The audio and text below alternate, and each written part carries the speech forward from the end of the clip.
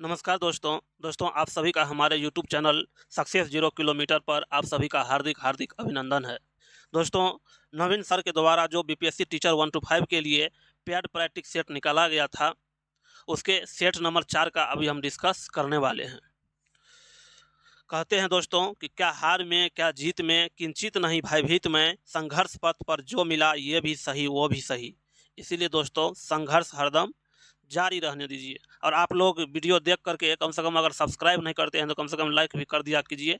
और ऐसे देख करके पतली गली से निकल जाते हैं, ये ठीक बात नहीं है। इसलिए दोस्तों अगर आप सब्सक्राइब नहीं कर रहे हैं तो कम से कम लाइक कर दीजिए, क्योंकि लाइक करने से वीडियो दूसरे के पास भी पहुंचता है। चलिए क्लास को सीक्वेंस करते हैं।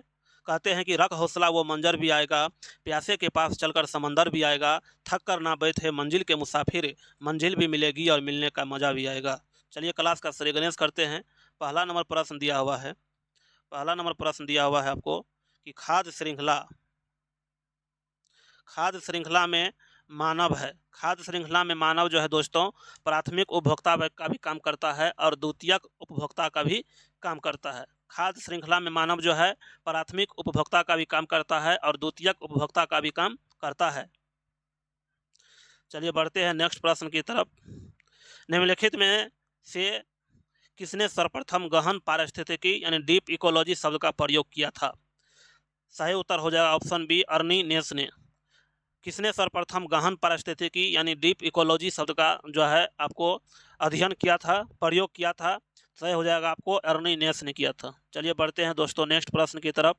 कहते हैं दोस्तों कि डियर बीपीएससी कैसे बताऊं मैं तुम्हें, मेरे लिए तुम कौन हो, कैसे बताऊं? तुम धड़कनों का गीत हो, जीवन का तुम संगीत हो, तुम जिंदगी, तुम बंदगी, तुम रोशनी, तुम ताजगी, तुम हर खुशी, तुम प्रीत हो, मनमीत हो, आंखों में तुम, यादों में तुम, सांसों में तुम, नींदों में तुम, ख्वाबों में तुम, मेरे लिए पाना भी तुम, मेरे लिए खोना भी तुम, मेरे लिए हंसना भी तुम, मेरे लिए रोना भी तुम, जाऊँ कहीं देखूँ कहीं तुम हो वहाँ तुम हो वहीं, कैसे बताऊँ मैं तुम्हें, मेरे लिए तुम कौन हो, कैसे बताऊँ? चलिए दोस्तों 33 नंबर प्रश्न है कि जैव विविधता का अर्थ क्या होता है? जैव विविधता का अर्थ क्या होता है? 33 नंबर प्रश्न है आपको कि जैव विविधता का अर्थ है। सही उत्तर हो जाएगा आपको 33 का सी नंबर। एक निर्धारित क्षेत्र में विभिन्न प्रकार के पादप एवं जंतु, एक निर्धारित क्षेत्र में विभिन्न प्रकार के पादप एवं जंतु को ही जैव विविधता कहते हैं। अगला प्रश्न है कि निम्नलिखित में से कौन सम्मिलित नहीं है? कौन सम्मिलित नहीं है आपको? प्रथम विश्व जलवायु सम्मेलन जो है 1979 में हुआ था, ये सही है। उसके बाद प्रथम पृथ्वी शिखर सम्मेलन का एजेंडा था, एजेंडा 21, ये सही है। और कार्बन व्यापार जो है आपको मॉन्ट्रियल प्रोटोकॉल से संबंधित नहीं है। मॉन्ट्रियल प्रोटोकॉल क्यों हुआ था दोस्तों? ओजोन क्षरण, ओजोन का जो क्षरण हो रहा है, ओजोन का परत जो है आपको, ओजोन के परत में लगातार, ओजोन का परत का जो मोटाई है उसमें लगातार कमी आ रहा है, उसका क्षरण हो रहा है। तो उसी को ओजोन क्षरण को बचाने के लिए, ओजोन क्षरण को कम करने के लिए मॉन्ट्रियल प्रोटोकॉल हुआ था। तो कार्बन व्यापार जो है मॉन्ट्रियल प्रोटोकॉल से संबंधित नहीं है। मॉन्ट्रियल प्रोटोकॉल जो है ओजोन क्षरण से संबंधित है। और ओजोन की को मापने की इकाई डॉप्सन होता है। क्या होता है? डॉप्सन। चलिए बढ़ते हैं नेक्स्ट प्रश्न की तरफ। निम्नलिखित में से कौन रामसर कन्वेंशन के अंतर्गत रामसर स्थल है? कौन जो है रामसर कन्वेंशन के अंतर्गत रामसर स्थल है? इसका आंसर हो जाएगा उपर्युक्त में से एक से अधिक। नेक्स्ट प्रश्न दिया है आपको ग्रीन हाउस प्रभाव में योगदान देने वाले निम्नलिखित का घटता हवा क्रम क्या है? तो घटता हवा क्रम क्या है? ग्रीन हाउस प्रभाव में सबसे ज़्यादा इफेक्ट जो डालता है वो कार्बन डाइऑक्साइड डालता है, उसके बाद CH4 हो जाएगा, उसके बाद CFS हो जाएगा, उसके बाद N2O हो जाएगा। सही उत्तर हो जाएगा दोस्तों ऑप्शन नंबर ए। निम्नलिखित बाघ अभयारण्य यानी टाइगर रिजर्व में कौन सा मध्य प्रदेश में स्थित नहीं है? तो सही उत्तर हो जाएगा आपको अमनगढ़ जो है दोस्तों मध्य प्रदेश में स्थित नहीं है। चलिए बढ़ते हैं नेक्स्ट प्रश्न की तरफ। वर्ष 1997 में विश्व पर्यावरण सम्मेलन आयोजित किया गया था। कहाँ पर आयोजित किया गया था? सही उत्तर हो जाएगा आपको कियोटो में।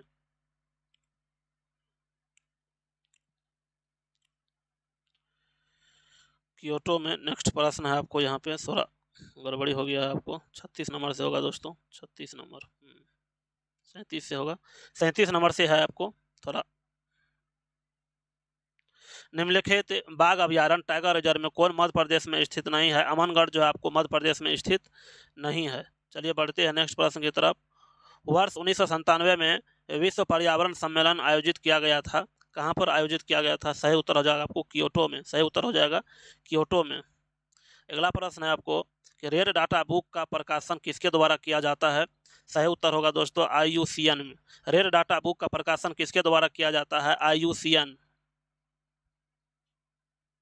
भारत में पाए जाने वाले पर्यावरण के संदर्भ में हॉट स्पॉट है। भारत में पाए जाने वाले पर्यावरण के संबंध में हॉट स्पॉट है दोस्तों पूर्वी हिमालय और पश्चिमी घाट। पूर्वी हिमालय और पश्चिमी घाट और इंडो बर्मा क्षेत्र होता है, और एक सुंदरवन सुंदरलैंड है दोस्तों। ये 4 जो है आपको हॉट स्पॉट है भारत में।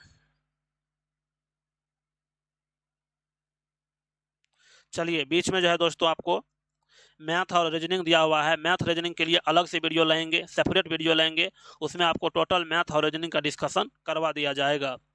अभी तत्काल के लिए जीके जीएस की तरफ बढ़ते हैं। जीके जीएस दोस्तों आगे में आपको जो है जीके जीएस आपको क्वेश्चन नंबर 71 से दिया हुआ है। क्वेश्चन नंबर 71 से है, जो आपको क्वेश्चन नंबर 71 से जो है आपको जीके जीएस दिया हुआ है। चलिए बढ़ते हैं। क्वेश्चन है आपको कि निम्नलिखित में कौन सम्मिलित नहीं है? चिनूक जो है संयुक्त राज्य अमेरिका से सम्मिलित है। उसके बाद सिरॉक जो है सिरॉक जो है सिसिली से ये भी सम्मिलित है, लेकिन बिलीजर्ड जो है चिली से संबंधित नहीं है। बिलीजर्ड क्या होता है दोस्तों? बिलीजर्ड जो है एक प्रकार का ध्रुवीय पवन है जो कनाडा, रूस और यूएसए को प्रभावित करता है। जो कनाडा, रूस और यूएसए को क्या करता है? प्रभावित करता है। बिलीजर्ड एक प्रकार का ध्रुवीय पवन है जो कनाडा, रूस और यूएसए को क्या करता है? प्रभावित करता है। इसीलिए बिलीजर्ड जो है चिली से संबंधित नहीं है। सही उत्तर हो जाएगा ऑप्शन नंबर सी।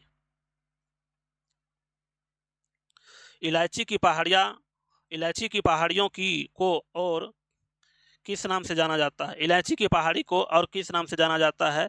सही उत्तर हो जाएगा आपको येलागिरी की पहाड़ियाँ। इलायची की पहाड़ियाँ को और किस नाम से जाना जाता है? येलागिरी की पहाड़ियाँ। चलिए बढ़ते हैं नेक्स्ट प्रश्न की तरफ।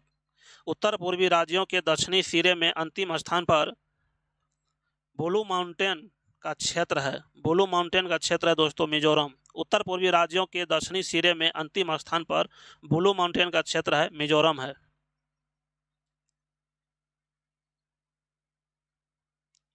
अगला प्रश्न है ग्रीष्म ऋतु में तीव्र गर्मी एवं निम्न दाब के कारण विषुवत रेखा पार कर आने वाला मानसून का क्या नाम है? सही उत्तर हो जाएगा दक्षिणी पूर्वी मानसून। दक्षिणी पूर्वी मानसून। ग्रीष्म ऋतु में तीव्र एवं निम्न दाब के कारण विषुवत रेखा पार कर आने वाला मानसून का क्या नाम है? दक्षिणी पूर्वी मानसून। अगला प्रश्न है कि चंबल नदी निम्नलिखित में से किन राज्यों से होकर के बहती है? चंबल नदी जो है किन किन राज्यों से होकर के बहती है? सही उत्तर हो जाएगा ऑप्शन ए उत्तर प्रदेश, मध्य प्रदेश और राजस्थान। उत्तर प्रदेश, मध्य प्रदेश और राजस्थान से होकर के जो आपको चंबल नदी बहती है। निम्नलिखित में सबसे अधिक उपजाऊ मिट्टी कौन सी है? तो सबसे उपजाऊ मिट्टी जो है आपको सबसे अधिक उपजाऊ मिट्टी किसको बोला जाता है? जलोढ़ मिट्टी। नदियों द्वारा काट काट के लाई गई मिट्टी को ही जलोढ़ मिट्टी कहा जाता है।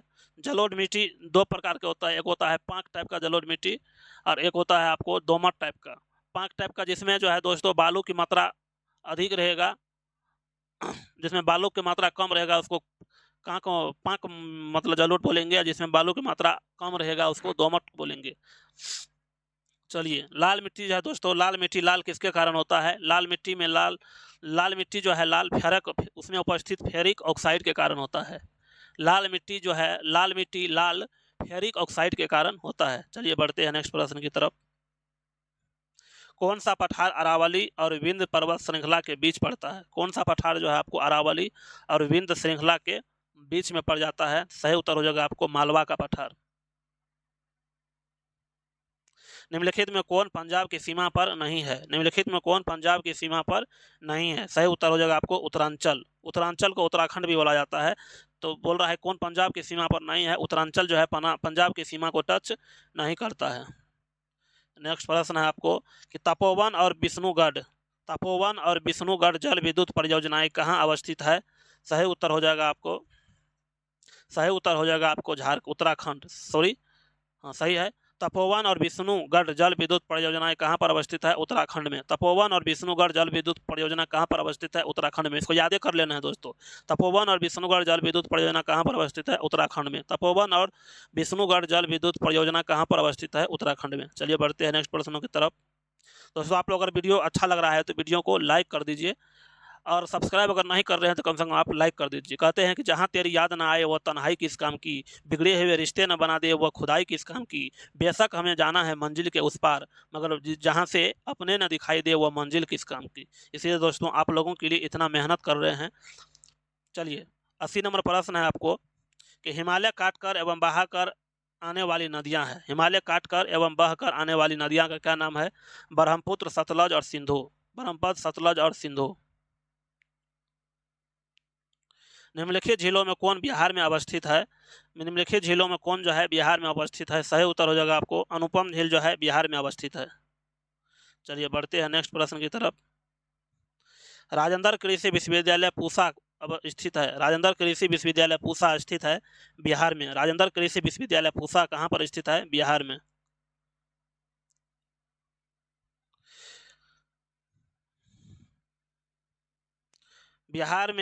बिहार में सोमेश्वर की पहाड़ी किस जिले में अवस्थित है? बिहार में जो है आपको सोमेश्वर की पहाड़ी किस जिले में स्थित है? चंपारण जिले में अवस्थित है। नेक्स्ट प्रश्न है आपको, समोच्च रेखाओं को डैश भी कहा जाता है। समोच्च रेखाओं को डैश भी कहते हैं। सही उत्तर हो जाएगा आपको आइसो हाइपरस। आइसो हाइपरस, समोच्च रेखा को आइसो हाइपरस भी कहा जाता है। निम्नलिखित में कौन सा शहर बिहार के पूर्वी भाग में स्थित है? निम्नलिखित में कौन सा शहर जो है बिहार के पूर्वी भाग में अवस्थित है? सही उत्तर हो जाएगा आपको कटिहार।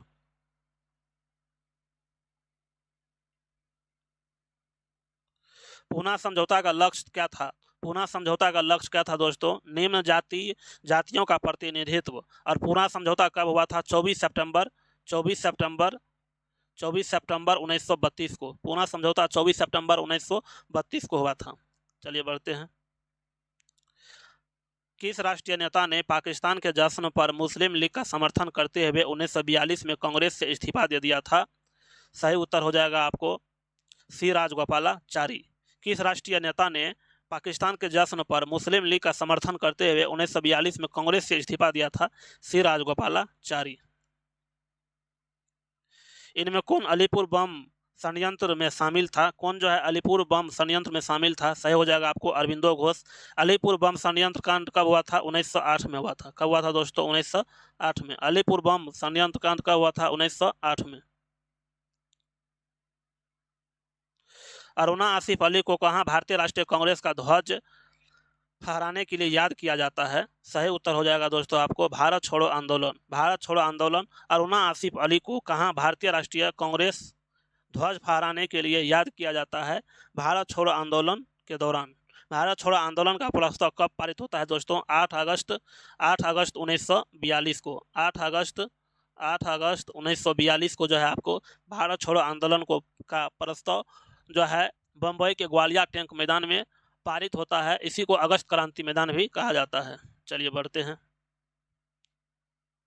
सम्राट जॉर्ज पंचम के भारत आगमन के समय वायसराय कौन था? जिस टाइम पर जॉर्ज पंचम जो है भारत आए थे, भारत आगमन किए थे, उस टाइम पर जो है भारत का वायसराय कौन था? सही उत्तर हो जाएगा दोस्तों लॉर्ड हार्डिंग द्वितीय। लॉर्ड हार्डिंग द्वितीय। अलीगढ़ में स्थित जामिया मिलिया इस्लामिया विश्वविद्यालय के प्रथम कुलपति कौन थे? सही उत्तर हो जाएगा हकीम अजमल खान। अलीगढ़ में स्थित जामिया मिलिया इस्लामिया विश्वविद्यालय के प्रथम कुलपति कौन थे? हकीम अजमल खान। वाटरलू वाटरलू युद्ध में नेपोलियन को अंत में किस वर्ष पराजय मिली थी? सही उत्तर हो जाएगा आपको दोस्तों, सही उत्तर हो जाएगा द करेक्ट आंसर इज 1815। नील क्रांति का नेतृत्व निम्नलिखित में से किसने किया था? नील क्रांति का नेतृत्व निम्नलिखित में से किसने किया था? दिगंबर बिश्वास एवं विष्णु चरण विश्वास। नील क्रांति का नेतृत्व किसने किया था? दिगंबर विश्वास एवं विष्णु चरण विश्वास। ये दोनों व्यक्ति ने नील क्रांति का नेतृत्व किया था। अगला क्वेश्चन है कि फरारजी आंदोलन के बारे में कौन सा कथन जो है आपको सत्य है? फरारजी आंदोलन के बारे में कौन सा कथन सत्य है? सही उत्तर हो जाएगा ऑप्शन सी 1 और 4 सत्य है। एक बोल रहा है दोस्तों कि फरारजी आंदोलन का शुरुआत 1804 में हुआ था और बाद में यह पागलपंथी आंदोलन में समाहित हो गया। बाद में जो है फरारजी आंदोलन जो है आपको पागलपंथी आंदोलन में क्या हो जाता है? समाहित हो जाता है। 1857 के विद्रोह के दौरान अनेक भारतीय नरेशों ने ब्रिटिश सरकार की सहायता की, निम्नलिखित में से किसने मदद नहीं किया? कौन जो है मदद नहीं किया था? सही उत्तर हो जाएगा आपको मेवाड़ के राजा ने। 1857 के विद्रोह के दौरान अनेक भारतीय नरेशों, नरेश का मतलब राजा होता है, अनेक भारतीय नरेशों ने ब्रिटिश सरकार की सहायता की, निम्नलिखित में से किसने मदद नहीं की थी? मेवाड़ के राजा ने मदद नहीं किया था। अगला प्रश्न है दोस्तों, मंगल पांडे को फांसी कब दी गई थी? मंगल पांडे को फांसी कब दिया गया? सही उत्तर है दोस्तों 8 अप्रैल 1857 को। मंगल पांडे को फांसी कब दी गई? 8 अप्रैल 1857 को। शारदा मणि कौन थी? शारदा मणि कौन थी? सही उत्तर हो जाएगा रामकृष्ण परमहंस की पत्नी। शारदा मणि कौन थी? रामकृष्ण परमहंस की पत्नी। बहावी आंदोलन का प्रमुख केंद्र कहां पर था? सही उत्तर हो जाएगा आपको पटना। बहावी आंदोलन का प्रमुख केंद्र था पटना में। संताल विद्रोह के नेता कौन थे? संथाल विद्रोह का नेता कौन थे? सिद्धू और कान्हू।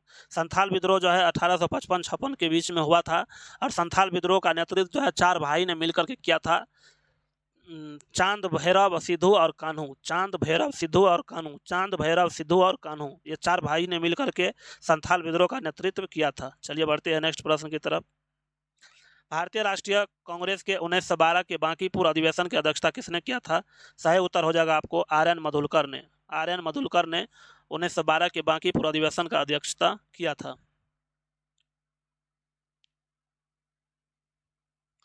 अगला प्रश्न है कि राजकुमार शुक्ल गांधी जी को कहां आने का आमंत्रण दिए थे? सही उत्तर हो जाएगा आपको चंपारण आंदोलन। राजकुमार शुक्ल गांधी जी को कहां आने का आमंत्रण किए? चंपारण आंदोलन, चंपारण आंदोलन के लिए। बिहार में रौलेट एक्ट के विरोध आंदोलन आरंभ हुआ था। बिहार में रौलेट एक्ट के विरोध में आंदोलन आरंभ हुआ था फरवरी 1919 में। बिहार में रौलेट एक्ट के विरोध में आंदोलन आरंभ हुआ था फरवरी 1919 में। बिहार में किस आंदोलन के समय मुठिया प्रथा चालू की गई थी? सही उत्तर हो जाएगा आपको असहयोग आंदोलन के समय। बिहार में किस आंदोलन के समय मुठिया प्रथा चालू की गई थी? असहयोग आंदोलन के समय। गंगा नदी किस स्थान के निकट बिहार के मैदान में प्रवेश कर जाती है? सही उत्तर हो जाएगा आपको चौसा बक्सर के निकट। गंगा नदी किस स्थान के निकट बिहार के मैदान में प्रवेश करती है? चौसा बक्सर के निकट। बिहार में महानंदा नदी जो गंगा में मिलती है, बिहार में महानंदा नदी जो गंगा में मिलती है कटिहार के दक्षिण पश्चिम क्षेत्र में। कटिहार के दक्षिण पश्चिम क्षेत्र में। भारत के संविधान की चौथी अनुसूची विवेचित करता है। चौथी अनुसूची में किस बात का जिक्र किया गया है? भारत के संविधान के चौथी अनुसूची में है दोस्तों राज्यसभा में स्थानों के आवंटन का जिक्र किया गया है। राज्यसभा में स्थानों के आवंटन का जिक्र किया गया है। चलिए बढ़ते हैं। भारतीय गणराज्य के संविधान का कौन सा अनुच्छेद व्यक्ति की प्राण एवं दैहिक स्वतंत्रता के संरक्षण से संबंधित है? व्यक्ति की प्राण एवं दैहिक स्वतंत्रता से संबंधित है। सही उत्तर हो जाएगा आपको अनुच्छेद नंबर 21। अनुच्छेद 19 क्या कहता है? अनुच्छेद 19 कहता है दोस्तों कि अनुच्छेद 19 में जो है भाषण एवं अभिव्यक्ति की स्वतंत्रता का बात किया गया है। अनुच्छेद 20 में अपराध के लिए दोष सिद्धि के संबंध में संरक्षण का बात किया गया है। अनुच्छेद 20 में जो है अपराधों के लिए दोष सिद्धि के संबंध में संरक्षण का बात किया गया है। चलिए अगला प्रश्न है आपको, भारतीय संविधान में संशोधन करके शिक्षा का अधिकार कब जोड़ा गया? भारतीय संविधान में संशोधन करके शिक्षा का अधिकार कब जोड़ा गया? सही उत्तर हो जाएगा आपको 1 अप्रैल 2010 को। भारतीय संविधान में संशोधन करके शिक्षा का अधिकार कब जोड़ा गया? 1 अप्रैल 2010 को।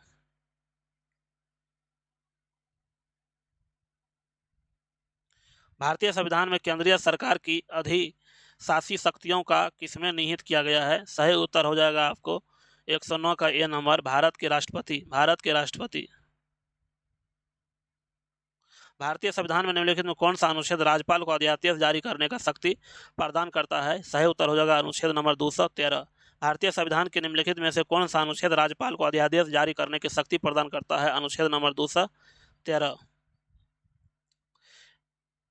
एम.एस. स्वामीनाथन पुरस्कार 2024 से किसे सम्मानित किया गया है? सही उत्तर हो जाएगा प्रोफेसर बी.आर. कंबोज को। एम.एस. स्वामीनाथन पुरस्कार 2024 से किसे सम्मानित किया गया है?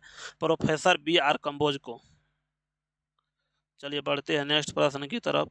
6 जनवरी 2024 को किस अनुसंधान संगठन ने सूर्य मिशन आदित्य L1 उपग्रह को लैंग्राज पॉइंट 1 की हेली ऑर्बिट में सफलतापूर्वक स्थापित किया है? सही उत्तर हो जाएगा आपको इसरो ने। 6 जनवरी 2024 को किस अनुसंधान संगठन ने सूर्य मिशन आदित्य L1 उपग्रह को लैंग्राज पॉइंट 1 की हेली ऑर्बिट में सफलतापूर्वक स्थापित किया है? इसरो ने।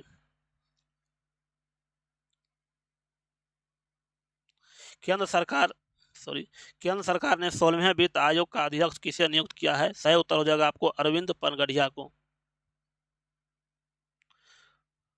कॉरपोरेट सामाजिक जिम्मेदारी के लिए राष्ट्रीय खेल प्रोत्साहन पुरस्कार 2023 से किसे सम्मानित किया जाएगा? सही उत्तर हो जाएगा आपको 114 का एक ओडिशा माइनिंग कॉरपोरेट लिमिटेड को। 27वें राष्ट्रीय युवा महोत्सव का आयोजन किस शहर में किया जाएगा? सही उत्तर हो जाएगा आपको नासिक में। 27वें राष्ट्रीय युवा महोत्सव का आयोजन किस शहर में किया जाएगा? नासिक में। गणतंत्र दिवस 2024 में किस मंत्रालय की झांकी को प्रथम पुरस्कार मिला है? सही उत्तर हो जाएगा आपको संस्कृति मंत्रालय। गणतंत्र दिवस परेड 2024 में किस मंत्रालय की झांकी को प्रथम पुरस्कार मिला है? संस्कृति मंत्रालय। हाल ही में भारत सरकार ने किस एयरपोर्ट को इंटरनेशनल एयरपोर्ट का दर्जा दिया है? सही उत्तर हो जाएगा सूरत हवाई अड्डा को। हाल ही में भारत सरकार ने किस एयरपोर्ट को इंटरनेशनल एयरपोर्ट का दर्जा दिया है? सूरत हवाई अड्डा को।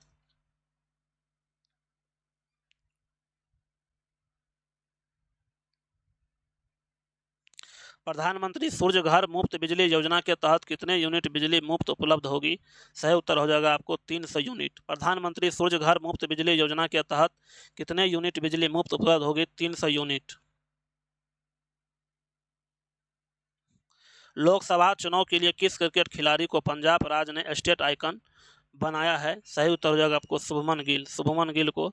लोकसभा चुनाव के लिए किस क्रिकेट खिलाड़ी को पंजाब राज्य ने स्टेट आइकन बनाया है? शुभमन गिल को। वर्ष 2027 में विश्व एथलेटिक्स चैंपियनशिप का मेजबान देश कौन होगा? सही उत्तर हो जाएगा आपको चीन। वर्ष 2027 की विश्व एथलेटिक्स चैंपियनशिप का मेजबान देश कौन होगा? चीन होगा। प्रधानमंत्री नरेंद्र मोदी ने अयोध्या में पुनर्विकसित अयोध्या धाम रेलवे स्टेशन और महेश्वरी वाल्मीकि अंतर्राष्ट्रीय हवाई अड्डे का उद्घाटन कब किया? सही उत्तर हो जाएगा आपको 27 दिसंबर 2023 को। चेन्नई ग्रैंड मास्टर 2023 का खिताब किसने जीता? सही उत्तर हो जाएगा आपको डोमा राजू गुकेश। चेन्नई ग्रैंड मास्टर 2023 का खिताब किसने जीता? डोमा राजू गुकेश। वर्ष 2023 का 33वां ब्याज सम्मान किसे दिया गया? सही उत्तर हो जाएगा आपको पुष्पा भारती को। यादें और यादें के लिए। किस मंत्रालय ने 19 दिसंबर 2023 को नई दिल्ली में राष्ट्रीय भूविज्ञान डेटा रिपोजिटरी पोर्टल लॉन्च किया है? सही उत्तर हो जाएगा आपको खान मंत्रालय ने। अगला प्रश्न है कि प्रधानमंत्री नरेंद्र मोदी ने महाराष्ट्र में कहां छत्रपति शिवाजी महाराज की प्रतिमा का अनावरण किया है? सही उत्तर हो जाएगा आपको राजकोट किला, सिंधुदुर्ग जिला, महाराष्ट्र। चुंबकीय आघूर्ण का मात्रक क्या होता है? चुंबकीय आघूर्ण का मात्रक होता है एम्पियर मीटर स्क्वायर। चुंबकीय आघूर्ण का मात्रक होता है एम्पियर मीटर स्क्वायर। एक कार का एक पहिया जो सड़क पर चल रहा है तो स्थैतिक घर्षण सबसे ज्यादा होगा, उसके बाद काइनेटिक घर्षण, उसके बाद रोलिंग घर्षण। प्रकाश की तरंग ध्वनि तरंगों से किस प्रकार भिन्न है कि? सही उत्तर होगा ऑप्शन ए, प्रकाश की तरंगे विद्युत चुंबकीय है किंतु ध्वनि तरंगे नहीं।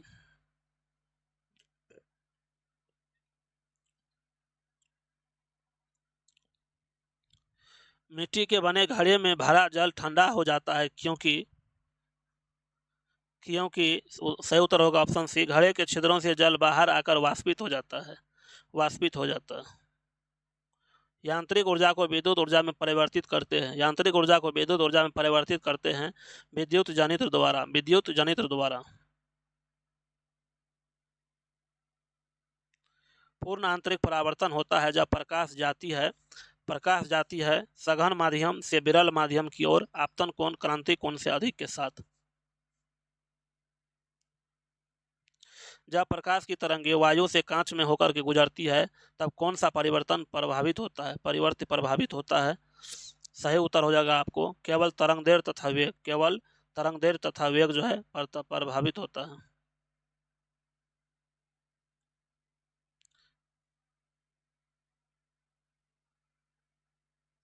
किसी पिंड का वेग दोगुना हो जाए तो, किसी पिंड का वेग अगर दोगुना हो जाएगा तो क्या होगा दोस्तों, पिंड का वेग दोगुना हो जाएगा तो उसका संवेग भी क्या हो जाएगा, दोगुना हो जाएगा, उसका संवेग भी दोगुना हो जाएगा।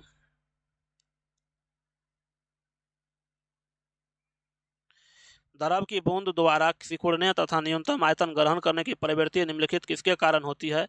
सही उत्तर हो जाएगा आपको पृष्ठ तनाव के कारण। द्रव की बूंद द्वारा सिकुड़ने तथा न्यूनतम आयतन ग्रहण करने की प्रवृत्ति निम्नलिखित गुण के कारण होता है, पृष्ठ तनाव के कारण होता है। किसी झील में एक पत्थर फेंकने पर जैसे वह जल में नीचे डूब जाता है उस पर उत्प्लावन क्या होता है, एक समान रहता है। उत्प्लावन क्या होता है दोस्तों, एक समान रहता है। रासायनिक परिवर्तन की प्रक्रिया है, रासायनिक परिवर्तन की प्रक्रिया है मोटर कारों में पेट्रोल का दहन। मोटर कारों में पेट्रोल का दहन एक प्रकार का रासायनिक प्रतिक्रिया है। फास्फोरस की परमाणुकता होती है, फास्फोरस की परमाणुकता होता है चतुष्परमाणुक होता है, यानी P4 होता है। निम्नलिखित में किसके जलीय विलयन का pH मान हो सकता है। सही उत्तर हो जाएगा आपको सोडियम हाइड्रोक्साइड, सोडियम हाइड्रोक्साइड।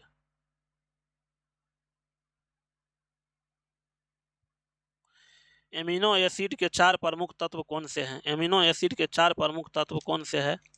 सही उत्तर हो जाएगा आपको कार्बन, हाइड्रोजन, ऑक्सीजन और नाइट्रोजन। कार्बन, हाइड्रोजन, ऑक्सीजन और नाइट्रोजन। एमिनो एसिड के 4 प्रमुख तत्व कौन से हैं, कार्बन, हाइड्रोजन, ऑक्सीजन और नाइट्रोजन।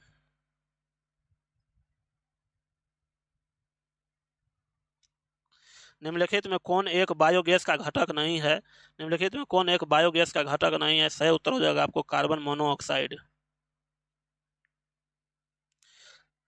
सभी कवक सदैव होते हैं, सभी कवक सदैव क्या होते हैं, मेरितोजीवी होते हैं, मेरितोपजीवी होते हैं। डैश में पतली कोशिका भित्ति के साथ अपेक्षाकृत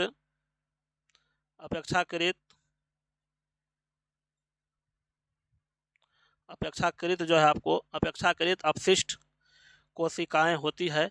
सही उत्तर हो जाएगा आपको पेरेनकाइमा में, पेरेनकाइमा में। एडवर्ड जेनर ने खोज की थी, एडवर्ड जेनर ने कौन सी का खोज किया था, स्मॉल पॉक्स का खोज किया था। जीन म्यूटेशन उत्पन्न होता है, जीन म्यूटेशन से कौन सी उत्पन्न होता है। सही उत्तर हो जाएगा आपको डीएनए के जीनों के क्रम में परिवर्तन से। जब डीएनए के जीनों के क्रम में परिवर्तन किया जाएगा तो उसी को जीन म्यूटेशन बोलेंगे। चलिए अगला प्रश्न है आपको, ऊंचाई पर मनुष्य में लाल रोधिक कणों की संख्या यानी आरबीसी की संख्या बढ़ जाती है क्योंकि वहां पर दोस्तों क्या हो जाता है, क्योंकि वहां पर जो है आपको ऑक्सीजन कम होता है, क्योंकि वहां पर ऑक्सीजन कम होता है। आंखों के दृष्टिपटल पर बनने वाला प्रतिबिंब होता है, आंखों के दृष्टिपटल पर बनने वाला प्रतिबिंब होता है वास्तविक एवं उल्टा, वास्तविक एवं उल्टा। आंखों के दृष्टिपटल पर बनने वाला प्रतिबिंब होता है वास्तविक एवं उल्टा। पादप जो चट्टानों की सतह पर उगते हैं उसी को क्या बोलेंगे, लिथोफाइटस, लिथोफाइटस बोला जाता है। पादप जो चट्टानों की सतह पर उगते हैं उसे लिथोफाइटस कहा जाता है। अगला प्रश्न है कि इडेफोलॉजी किसे कहते हैं। इडेफोलॉजी किसे कहते हैं, मृदा का अध्ययन इडेफोलॉजी कहलाता है। गोल्जिकाय उत्पन्न हुए हैं, गोल्जिकाय उत्पन्न हुए हैं अंतर्द्रव्यीय जालिका से, गोल्जिकाय उत्पन्न हुए हैं अंतर्द्रव्यीय जालिका से। अंतिम प्रश्न है दोस्तों, अंतिम प्रश्न है कि क्लोरोफिल के निर्माण के लिए पौधों को 2 धात्विक तत्वों की आवश्यकता होती है, वे क्या है। तो क्लोरोफिल के निर्माण के लिए पौधों को जो 2 धात्विक तत्वों की आवश्यकता होती है उसमें से वो जो है मैग्नीशियम और कैल्शियम है, मैग्नीशियम और कैल्शियम है। तो इस प्रकार से दोस्तों टोटल जीके जीएस के प्रश्नों का डिस्कशन कर दिए हैं। आपको यह वीडियो कैसा लगा, आप अपना फीडबैक जरूर दीजिएगा। मिलते हैं नेक्स्ट वीडियो में, तब तक के लिए जय हिंद।